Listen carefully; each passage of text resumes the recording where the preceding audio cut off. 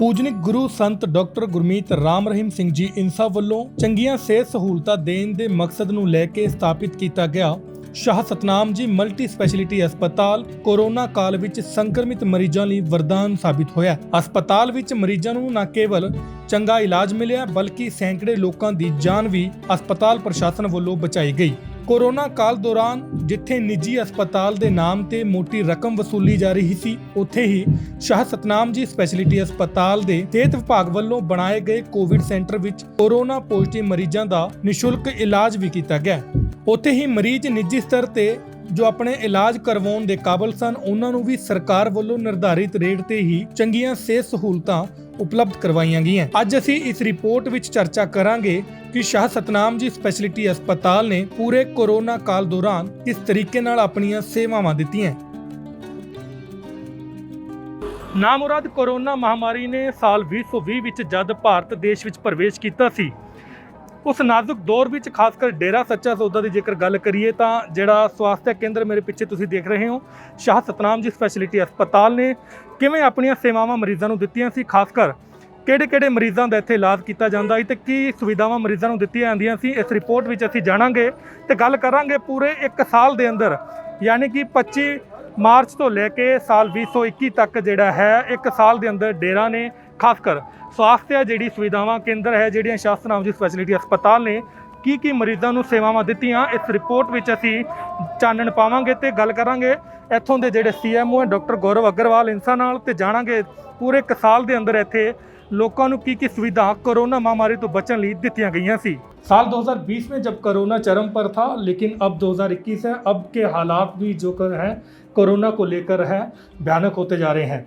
आज हम बात इस रिपोर्ट में करेंगे कि साल 2020 में खासकर डेरा सच्चा सौदा ने तो सेवा कार्य किए ही थे बड़े पैमाने पर, जब फ्रंट लाइन पर आकर Shah Satnam ji greenish welfare force wing के जो वॉलंटियर हैं उन्होंने समाज हित के कार्य किए थे पैंडेमिक में। लेकिन जो डेरा सच्चा सौदा का स्वास्थ्य केंद्र है यानी कि शाह सतनाम जी स्पैशलिटी अस्पताल ने किस प्रकार यहाँ पेंडेमिक में सेवा की थी, इस सवालों के जवाब जानने के लिए हमारे साथ शाह सतनाम जी स्पैशलिटी अस्पताल के CMO डॉक्टर गौरव इंसा है हमारे साथ, तो उनसे जानते हैं।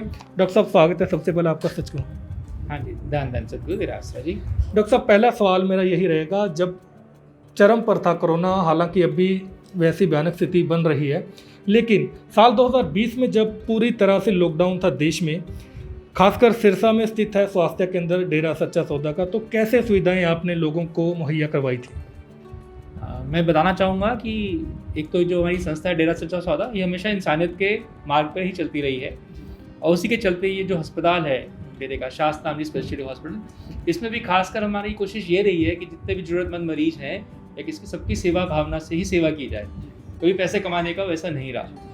पिछले साल जब कोरोना के पेशेंट बढ़ने शुरू हुए तो सरकारी अस्पताल, सिविल सरकारी अस्पताल ने हमारे अस्पताल को एक मुआयना करके हमारे अस्पताल को एक सेंटर बनाया कोविड के लिए, और साथ में उन्होंने अपने डॉक्टर्स और हमारे डॉक्टर्स दोनों डॉक्टर्स ने मिलकर और स्टाफ ने मिलकर कोविड कोरोना के मरीजों को देखना शुरू किया। करीबन पिछले साल हमारे पास 900 मरीज के करीब हमारे पास आए, जिसमें से कि आप ये जानिए कि ज़्यादातर ठीक होके गए, बहुत ज़्यादा आप बोलेंगे तो 80 से 90% तक ठीक होके गए। कुछ मरीज अपने मर्जी से चले गए, ठीक है, और कुछ मरीज जो है आप मानिए कि चलो कोरोना बहुत ज़्यादा बढ़ गया, हम उनको नहीं बचा पाए। डॉक्टर साहब लोगों में एक धारणा थी, हमने जो पेशेंट यहाँ थे रिकवर होके गए थे, हमने उनसे भी बातचीत की है, खासकर जो स्वास्थ्य सुविधाएं यहाँ दी जाती थी किस प्रकार की थी, क्योंकि उनका कहना था कि यहाँ कहीं ना कहीं जो आत्म जो बिल पावर है यहाँ बिल्डअप होती थी, कैसे आप उनका ट्रीट करते थे? देखिए हम आपको ये बता सकते हैं पॉजिटिव नोट पे कि बता दें कि जैसे मैं खुद कोरोना वार्ड में जाता था और स्टाफ भी हमारा जाता था देखने, खुद कोरोना पॉजिटिव हो गए, उसके बाद भी कोरोना पॉजिटिव होने के बाद भी जैसे हम दाखिल थे हम खुद वहाँ पे मरीजों को देख रहे थे, ठीक है, कि हमारी विल पावर इतनी थी कि हम बीमार होने के बावजूद भी या बीमारी से रिकवरी करने के बाद भी हम कोरोना वार्ड में जाकर मरीजों को देखते रहे कि मरीजों का भला हो, ठीक है, इतना स्ट्रॉन्ग विल पावर था सब में। और सबसे बड़ी बात कि कुछ मरीज ऐसे थे जो कि सिविल वालों ने भेज दिया, उनके पास पैसे भी नहीं थे, कुछ दवाइयाँ थी जो कोरोना के लिए स्पेसिफिक होती हैं, वो जनरल दवाइयाँ तो हम सब प्रोवाइड कर रहे थे, कुछ दवाइयाँ अस्पताल के स्टाफ ने और डेरे के प्रबंधकों ने कुछ परमार्थ करके उनकी दवाइयाँ मंगाई और उनकी दवाइयाँ भी दी और वो मरीज़ ठीक होके गए। बहुत अच्छी बात रही है। डॉक्टर साहब, आप कह रहे हैं अभी आत्मनिर्भरता की जब बात आती है तो कैसे बिल्डअप करते थे, क्योंकि वो नाजुक इतना दौर था, भयानक दौर था, क्योंकि पड़ोसी भी अगर पॉजिटिव पाया जाता था तो लोग बाहर नहीं निकलते थे कई कई महीनों तक। तो कैसे आपने अपने आप को मैनेज किया? जो विल पावर की बात आप कह रहे हैं, कैसे आपके अंदर आती थी? ये सब तो गुरुजी के मार्गदर्शन में है, क्योंकि गुरुजी ने बताया कि आप मेडिटेशन करो, क्योंकि मेडिटेशन से ही विल पावर बढ़ती है। दूसरा ये था मेरे मन में तो यही था कि भी एक दिन तो बनना है, तो कम से कम सेवा करते करते क्यों ना भक्ति की जाए। अगर बच गए तो बहुत बढ़िया, नहीं बचे तो ठीक है, सेवा में निकल जाएगा टाइम, ठीक है। तो सारे जितने भी हमारे स्टाफ थे, हम सबसे डेली मीटिंग करते थे, या हफ्ते में 2 बार मीटिंग करते थे, सबको पॉजिटिव बताते थे कि भाई कोरोना ऐसी कोई बीमारी नहीं जिससे आप घबराओ, ठीक है ना। हाँ, अपना ख्याल रखो, मास्क पूरा पहनो, किट पूरा पहनो, ग्लव्स पहनो, मरीज देखने जाओ तो संभावना बहुत कम है, क्योंकि सब यंग है।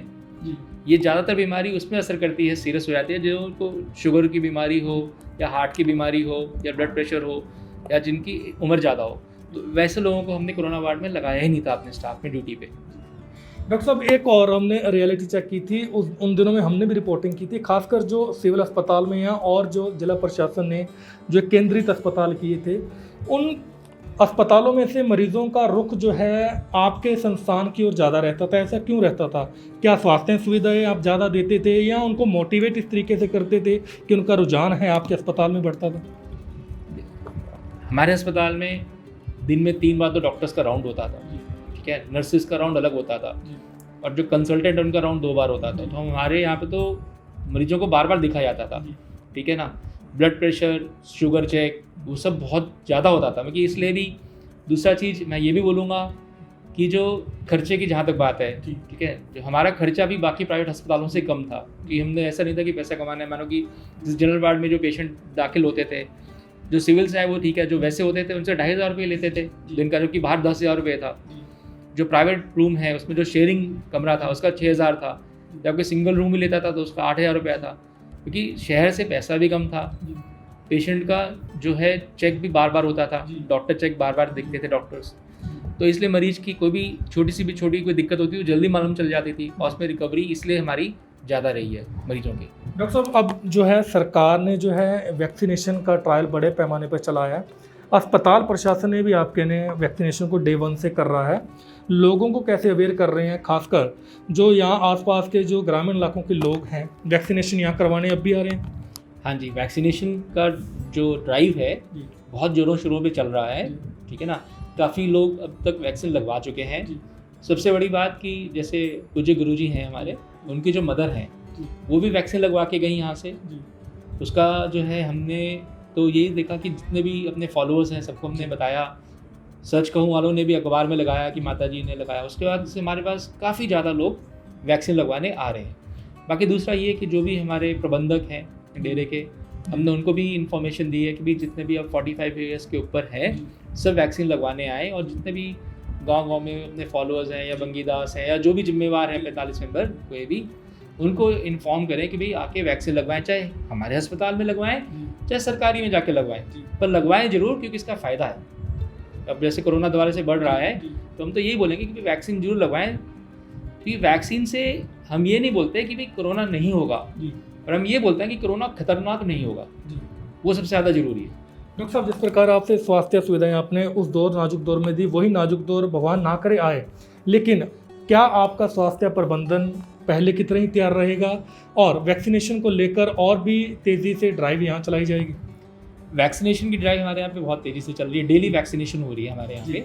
और हाँ, हम बिल्कुल तैयार हैं, अगर मरीज़ दोबारा से आते हैं तो हम बिल्कुल तैयार हैं। और अभी भी इस समय हमारे पास 12 मरीज हैं कोविड के, उसमें से जो है 2 वेंटिलेटर पे हैं और 2 फुल फ्लो ऑक्सीजन, क्योंकि उनकी ऑक्सीजन की रिक्वायरमेंट बहुत ज़्यादा है।